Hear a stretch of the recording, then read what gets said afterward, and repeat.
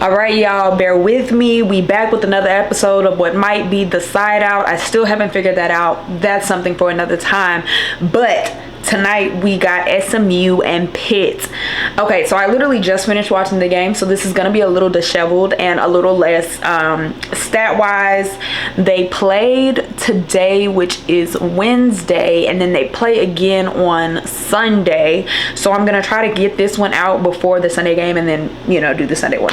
But bear with me. Okay, so obviously match results: Pitt 1-5. Cool. Pitt, this is their 9th straight win.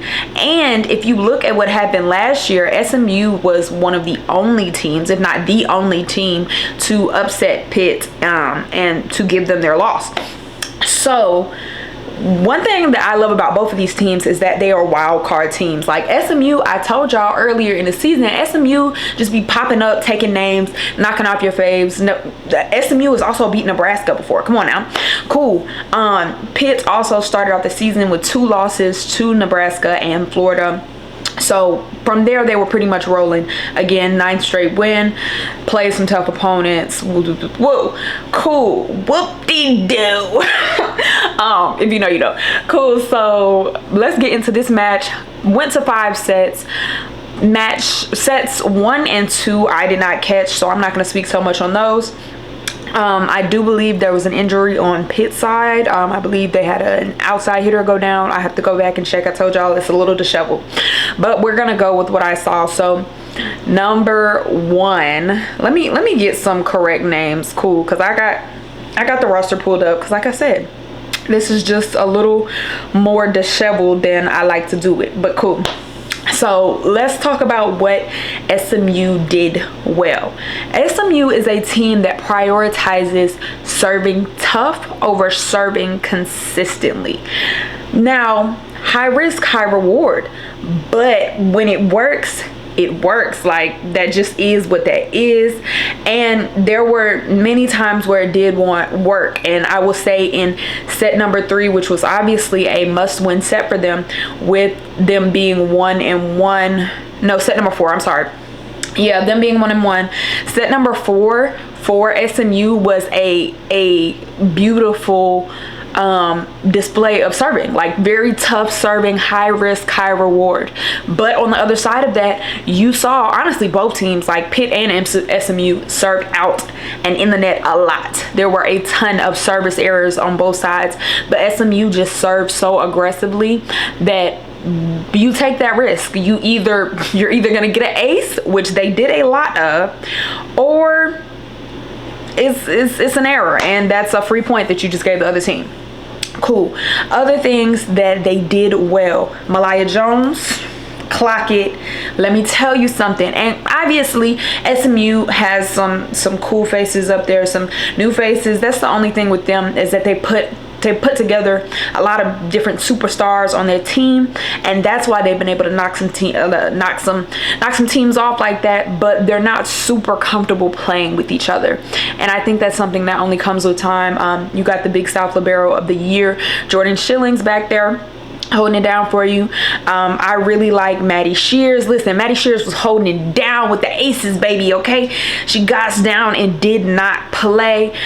You also have Favor Anyanwu. She was a transfer from USC. She came in and did a phenomenal job. Y'all know phenomenal is my favorite word. I believe she only had like 1 to 2 errors, if that, but I believe she hit a pretty decent percentage. I think she had 5 out of 9 attempts kills wise. So she was doing her thing in the middle. I love to see that.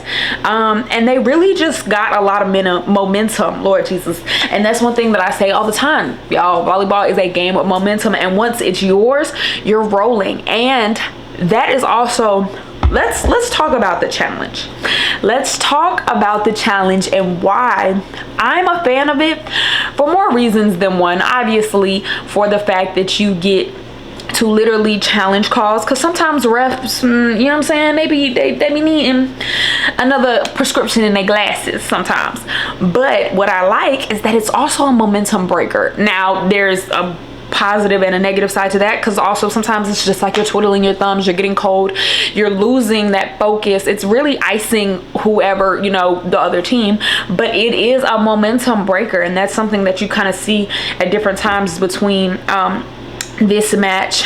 But all in all, I don't think that SMU played bad by any means, but again, high risk, high reward team.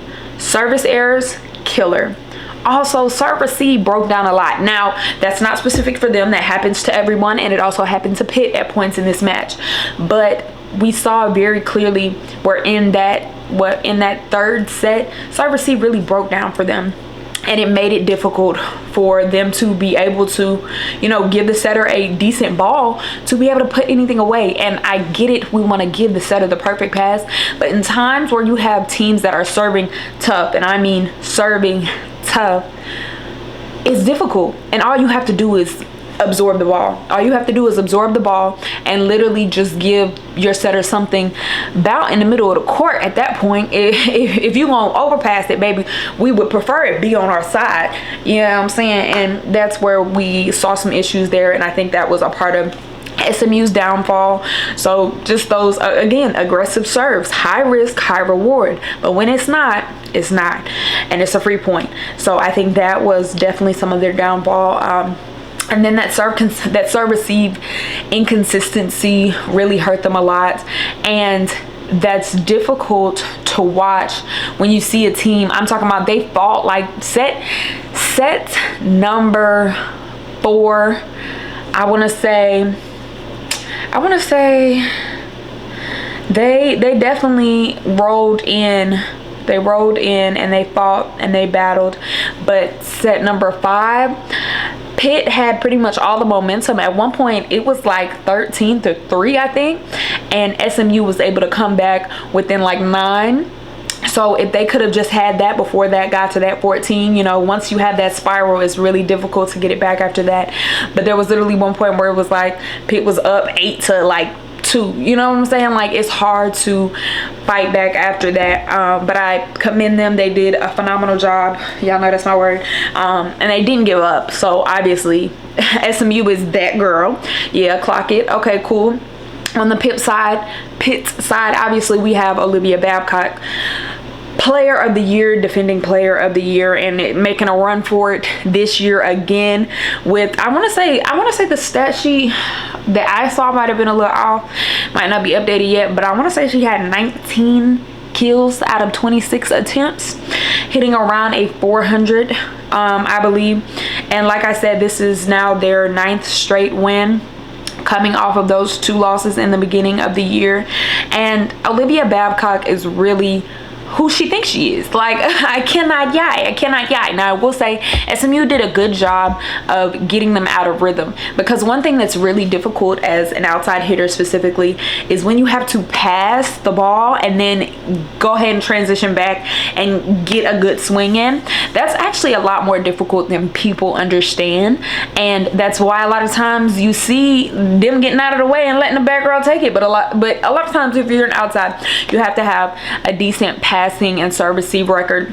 And so I think SMU found their success in targeting Olivia Babcock. Not to say she didn't pass great balls, but a lot of times you run the chance of 50-50. If you serve to her, you can usually get her out of serve receive, you know, for different reasons. Sometimes the setter just doesn't want to go immediately right there because it's much easier for the block to set up right in front of the outside if she passes right there. Sometimes you want to flip to the, you know, the right side, or run a back one, that type of thing. And then also it's just, you know, it's a little bit more of a scramble. Sometimes that it just isn't the best pass. That isn't the, you know, that isn't where you immediately want to go. Another thing that, one thing that Pitt did really well, again, I said that the serves were inconsistent on both sides, but we saw Brooke Mosher. I don't want to tear these people's names up, but Brooke, baby, your top spin serve was that it was that clock it right there. Okay, it was that. We saw several aces from her throughout the match, and it was difficult. Like, she was really putting some heat down on that ball. So like I said, high risk, high reward, and she saw a lot of that high reward. Again, like I said, I think both teams broke down a little bit serve receive wise, but it's just who can hold out longer. And like I said, Pitt had that momentum rolling into that 5th set, which is how they were able to take that. This is a different result from what we saw last year, but like I said, they played them again Sunday, and today they played them in Dallas at the SMU home court, Moody Coliseum. On Sunday, they'll be in Philly. Did I say Philly? In Pittsburgh. Lord, oh, y'all. I'm trying to tell you. I just disheveled. I told you I just finished watching the game. I ain't even had a chance to gather my thoughts because I wanted to make sure I got this out before that game then. But all in all, great matchup to watch. I also watched a little bit of Vanderbilt and Texas. Texas definitely swept Vanderbilt, but it was cool just to honestly be able to see that much volleyball at one time. So I was at the gym watching that.